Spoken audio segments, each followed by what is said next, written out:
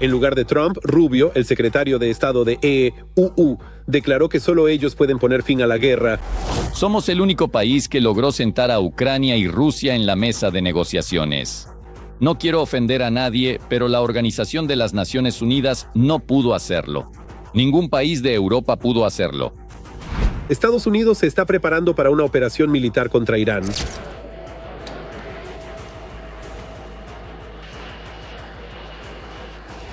China ha batido un nuevo récord en la compra de petróleo ruso. Los amigos de Putin fueron enviados. Croacia se negó a transportar petróleo ruso a Hungría y Eslovaquia. Croacia declaró: no vamos a ayudar a financiar la guerra y el ataque contra el pueblo ucraniano.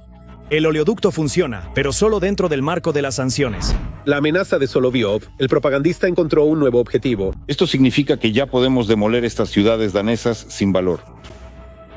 Pero si creen que darán permiso a los Tomahawks, ¿qué impide que Oreshnik destruya por completo las ciudades europeas más grandes? Superpoderes de un alcohólico. Zaharova, ella habló en chino. Maniac y Yang Leilin. Enseño Daya Sinchun Kwaile. El día de la festividad se entregó agua gratuita al Donetsk ocupado. Vamos, distribuimos completamente gratis agua potable, purificada y para asmáticos a la población. Ahora más sobre esto y más. Hola, estás en el canal de YouTube de Ukraine Today. En el estudio con ustedes, Volodymyr Rabchun. Suscríbanse y denle like al video. Es fácil para ustedes y nos ayuda mucho. Así el algoritmo de YouTube promociona el contenido. Gracias. Y pasamos a nuestros temas. Ucrania no retirará sus tropas del Donbass. Para un proceso de negociación constructivo debe establecerse un alto el fuego. Como habrán adivinado fácilmente, se trata del proceso de negociación. En Ginebra ha comenzado una nueva ronda de reuniones en formato trilateral: Ucrania, Estados Unidos y Rusia. ¿Cuáles son las tareas asignadas a nuestra delegación y qué esperar de las negociaciones? De esto hablaremos a continuación. Alto el fuego, garantías de seguridad y reconstrucción posbélica. Entonces, ¿qué quiere Ucrania del proceso de negociación con Estados Unidos? El primer paso de estos, según Zelensky, son garantías de seguridad fiables que Trump debe proporcionar sin diálogo con Putin, porque estas deben ser garantías de seguridad por parte de Estados Unidos. El segundo paso, según Zelensky, es la necesidad de asignar fondos para la reconstrucción de Ucrania tras el final de la guerra ruso-ucraniana. Y el tercer paso es el alto el fuego en el frente ruso-ucraniano. Según Zelensky, Trump debe presionar a Putin para que acepte un alto el fuego y detenga... Hasta ahora, una de las cuestiones clave en la que no ha habido avances sigue siendo... En lo que respecta a la compleja cuestión territorial, nos encontramos ante un desafío que involucra la definición precisa de los límites geográficos, el ejercicio de la soberanía nacional y la gestión administrativa de los espacios físicos, integrando aspectos históricos, sociales y políticos fundamentales para comprender la organización de las naciones y la resolución de posibles conflictos derivados de la posesión y el control de las tierras y sus recursos naturales. Él ha estado haciendo esto durante los últimos 30 años. Por eso no podemos simplemente retirar las tropas de nuestro territorio o intercambiar territorio, un pedazo por otro. Eso es algo completamente absurdo. Por eso no se trata solo de territorios. De hecho, la cuestión territorial será clave también en las negociaciones en Ginebra. Además, durante una reunión con el secretario de Estado de EU, Marco Rubio, Zelensky también anunció que los ataques de Rusia al sector energético de Ucrania, que Ucrania, por cierto, no ha dejado sin respuesta, se discutirán en Ginebra.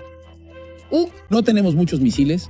Flamenco, los utilizamos hace unos días en la zona donde está el sistema Oreshnik y veremos los resultados. Pero creo que ya hemos obtenido resultados. Es muy importante que trabajemos en aumentar la cantidad de estos misiles. El Kremlin también confirma que el tema del territorio será uno de los principales en Ginebra. Además, allí anuncian cambios en la composición de su delegación. Otra ronda de negociaciones. La próxima ronda sobre la regulación ucraniana también se celebrará en el formato trilateral ruso-estadounidense-ucraniano los días 17 y 18 de febrero en Ginebra. Esta vez la delegación rusa estará encabezada por el asistente del presidente de Rusia, Medinsky. De hecho, el hecho de que en Ginebra se vaya a discutir la cuestión territorial explica también por qué esta vez la delegación rusa estará encabezada por el asistente de Putin, Vladimir Medinsky, conocido en particular por crear la pseudo-historia rusa y difundir narrativas propagandísticas. Nuevamente, si hablamos de los cambios de personal que ocurrieron antes de la próxima ronda de negociaciones en Ginebra, esto ya no es Abu Dhabi. Allí apareció en lugar del jefe de la GUR, quien, por cierto, según tengo entendido, permaneció en la delegación rusa. El señor Medinsky, ya bien conocido por nosotros por el proceso de negociaciones en Estambul, un proceso absolutamente estancado y sin perspectivas desde el punto de vista político, donde, aparte del canal humanitario para el intercambio de prisioneros, en realidad no se logró nada más. En el grupo ruso estará el halcón para Ucrania, el vicecanciller Mikhail Galuzin. Y además se ha sumado otra persona muy interesante a este grupo negociador. Se trata del señor Galuzin. Es el viceministro de Asuntos Exteriores de la Federación Rusa, quien ya antes de esta ronda de negociaciones en Ginebra hizo una declaración curiosa sobre el hecho de que Rusia quiere dialogar con Europa y con Estados Unidos, sobre qué hacer en Ucrania, que es correcto el control externo. Eso es exactamente lo que Putin ha estado hablando durante mucho tiempo. Y estos cambios en el equipo negociador ruso son una prueba más de que el Kremlin está simulando negociaciones. Bueno, por cierto, no solo nosotros decimos que la Federación Rusa no está dispuesta a ser constructiva en el proceso de negociación y sigue simulando. Esto lo dijo Mark Rutte, secretario general de la OTAN, en la Conferencia de Seguridad de Múnich. Él lo declaró directamente. Es más, en su última declaración, esto lo subrayó con firmeza Kaja Kallas, la actual alta representante para Asuntos Exteriores y Política de Seguridad de la Unión Europea, quien además ocupa el cargo combinado de comisaria europea encargada de los asuntos de seguridad y defensa común de todo el bloque regional. Ella también enfatizó que Rusia está simulando el proceso de negociación y que en realidad no está orientada hacia la paz. Así lo demuestran sus declaraciones y lo que dicen en el espacio público. Si se puede esperar o no un progreso significativo de la reunión de Ginebra es una pregunta retórica, y porque, a pesar de que el proceso de sentencia ya no es el mismo que hace apenas unos años, el Kremlin se mantiene firme en cuestiones clave y aspira a un control total sobre Ucrania. El politólogo y doctor en ciencias políticas Peter Ilschuk se une a nuestra transmisión. Peter, me alegro de darte la bienvenida. Hola. Peter, en tu opinión profesional, ¿qué podemos esperar de estas negociaciones en Ginebra, dado que la delegación rusa está nuevamente encabezada por el pseudo-historiador Medinsky? Sí, realmente es bastante simbólico y una dirección así de la delegación, sinceramente, no permite esperar de estas negociaciones algo grande. Bueno, como se contaba sobre las negociaciones con la participación de Medinsky, las veces anteriores todo se reducía a unas pseudo lecciones históricas por parte del propio Medinsky, sin realmente ninguna perspectiva especial y transformar estas negociaciones en algo significativo. Sinceramente no espero nada especial. ¿Qué señal es esa? De este modo, el Kremlin envía una señal, incluso a Washington, al volver a nombrar a Medinsky como jefe de la delegación. ¿Sabe? Creo que simplemente quieren ahogar el proceso de negociación en un spam sin contenido. Es decir, la misión principal de Medinsky es el spam. O sea, de nuevo la historia, evidentemente se planteará la cuestión de alguna continuidad histórica, luego la cuestión del idioma ruso, del culto. La cuestión del idioma ruso y la cultura en Ucrania se puede debatir durante mucho tiempo sin lograr ningún resultado concreto, durante muchísimo tiempo. Es decir, probablemente la idea sea que dejen que discutan todos estos temas eternamente, mientras tanto el tiempo sigue pasando, y probablemente eso satisface plenamente a la dirección de FEMLEV. O sea, sacar todo fuera de lo concreto, por ejemplo, de las cuestiones del alto el fuego. Llevar todo esto a un plano abstracto, a cuestiones humanitarias y a disputas interminables sobre estos temas. ¿Para qué? ¿Para qué alargar el tiempo? Porque Putin espera que podrá vencer a todos, pero al mismo tiempo teme mucho que si es demasiado inflexible con Trump, entonces Trump, por ejemplo, podría empezar a actuar de alguna manera, finalmente a ejercer cierta presión sobre Rusia, ya sea mediante sanciones o de alguna otra manera, resolver la cuestión, por ejemplo, de uno u otro tipo de armamento para Ucrania y así sucesivamente. Putin no quiere eso, por eso no quiere decirle que no a Trump, pero tampoco quiere decirle que sí. Le conviene que todo siga como hasta ahora, como ha sido este año, conversaciones vacías, sin sentido. Mientras tanto, él continúa la guerra como quiere, sin ninguna restricción. Es decir, en esencia, él considera estas negociaciones como una especie de carta blanca para continuar la guerra. Bueno, ¿quieren negociaciones? Adelante, vamos a negociar. 1 año, 2, el tiempo que sea necesario. Mientras tanto, seguiremos implementando nuestra política. Así que si Trump quiere decir que para que vea el respeto enviamos delegaciones que fueron a negociar. Sin acuerdo, pregunten a Ucrania por qué. Nosotros sí enviamos delegaciones. Bien, ¿le parecen bien a Trump esas conversaciones? ¿Conversaciones sobre nada?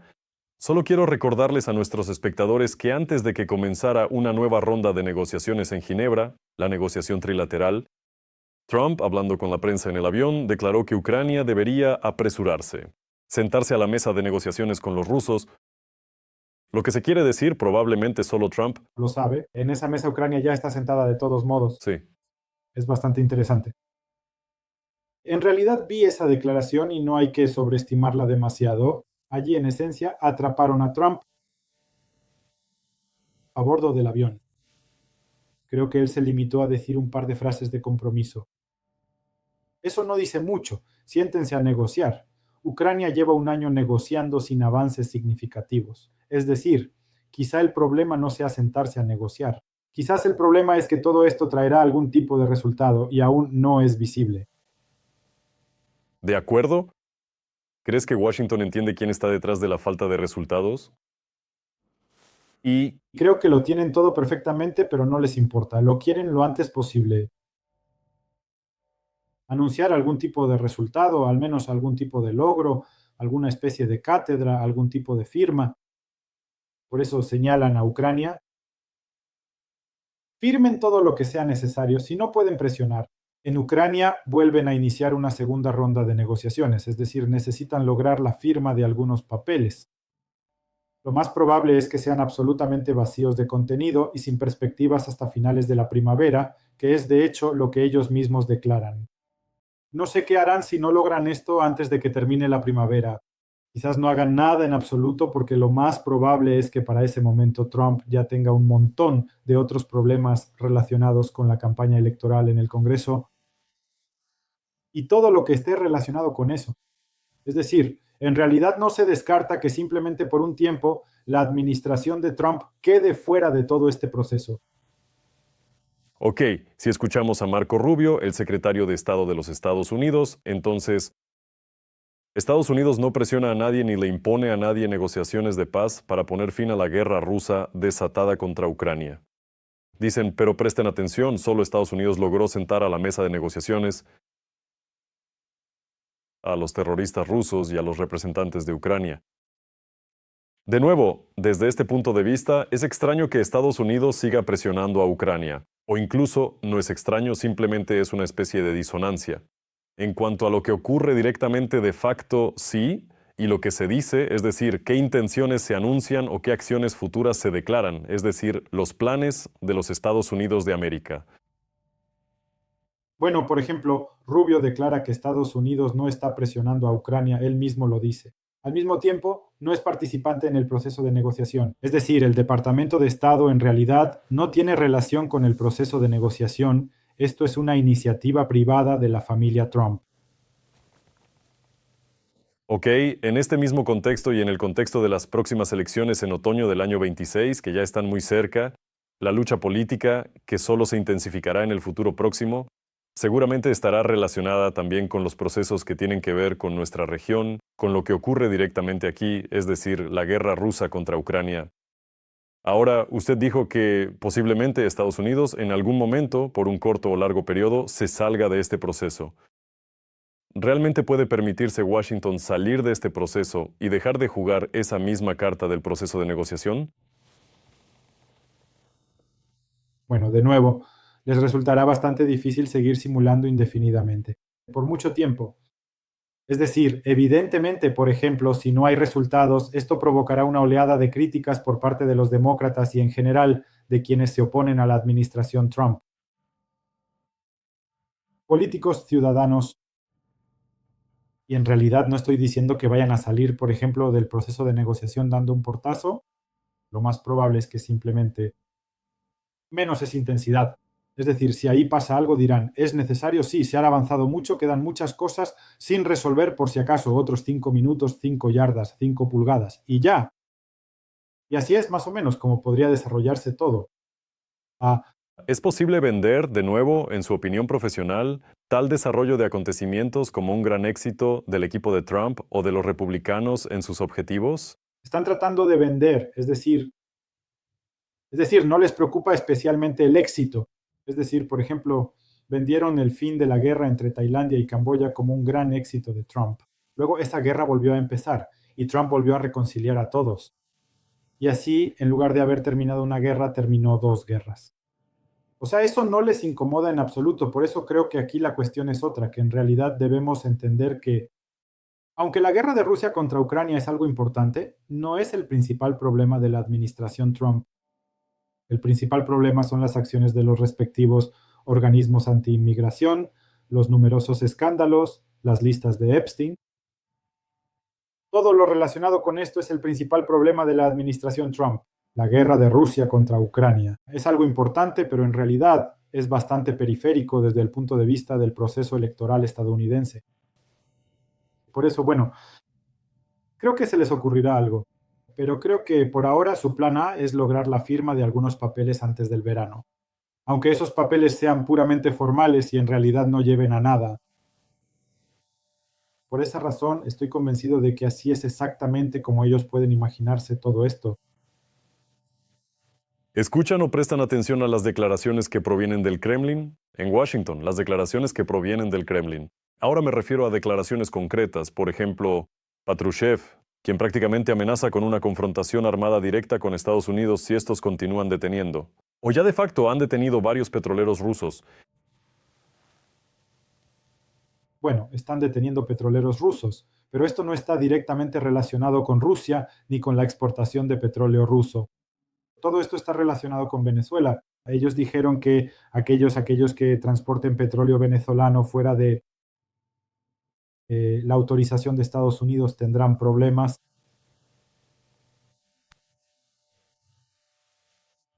Por un lado, sí, esto está relacionado con Rusia.